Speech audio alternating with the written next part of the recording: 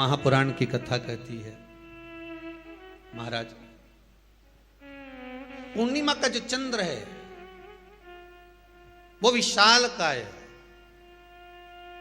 और उस चंद्र की पूर्णता में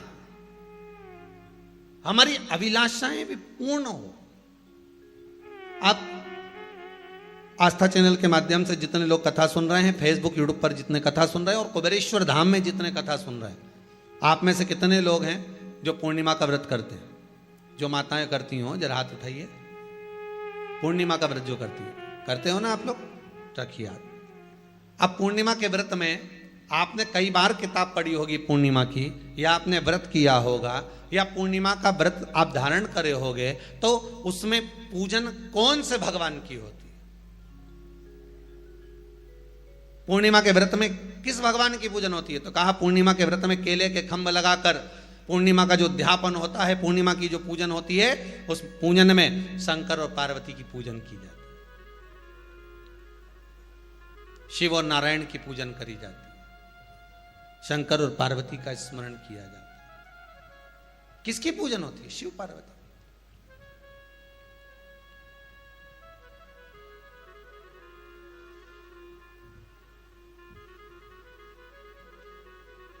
क्यों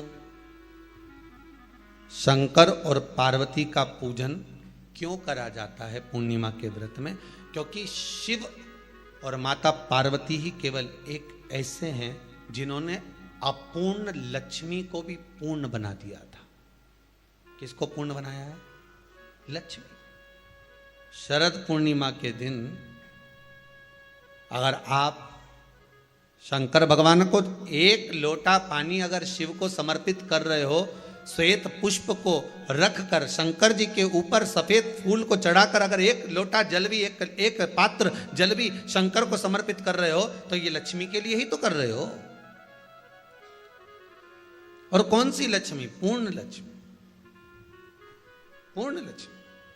आपको पहले भी कथा में कहा, एक बार भगवान विष्णु के सामने लक्ष्मी मैया ने बहुत तेज स्वर में कह दिया था, नारायण, दुनिया के लोग आपका नाम जपते हैं, दुनिया के लोग नारायण नारायण कहते हैं, दुनिया के लोग आपका भजन करते हैं, पर सत्य मायने में कहूं ना तो मेरे बिना दुनिया के लोगों की नहीं चल सकती, मेरे बिना दुनिया नहीं चल सकती, संसार मेरे बिना नहीं चल सकता। भगवान विष्णु ने कहा, ये तो गलत है लक्ष्मी आपका कहना।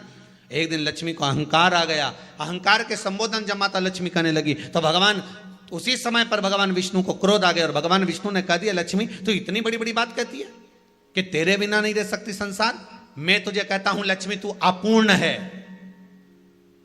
तू अपूर्ण है, तू पूर्ण कब हो गई?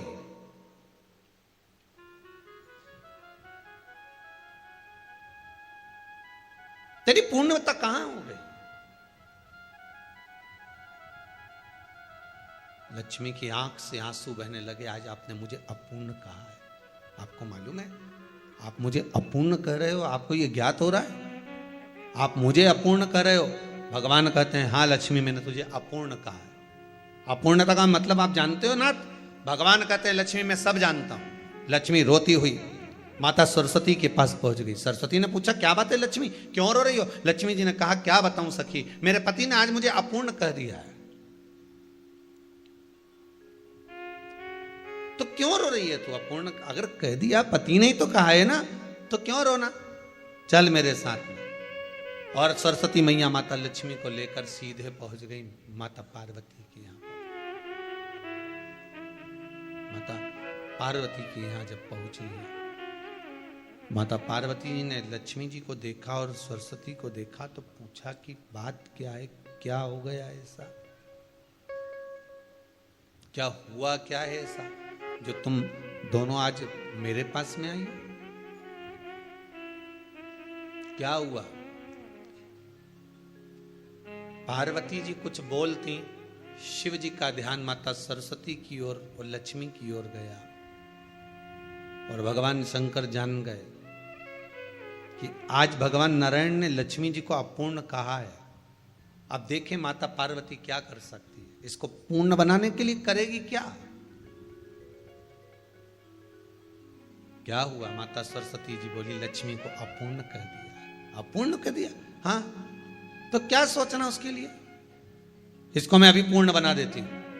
माता जगतजननी पार्वती ने गोदी में विराजमान गणेश जी को उठाया और उठाकर लक्ष्मी जी की गोद में दे दिया। ले लक्ष्मी, आज से तू पूर्ण हो गई। लक्ष्मी, आज से तू पूर्ण है।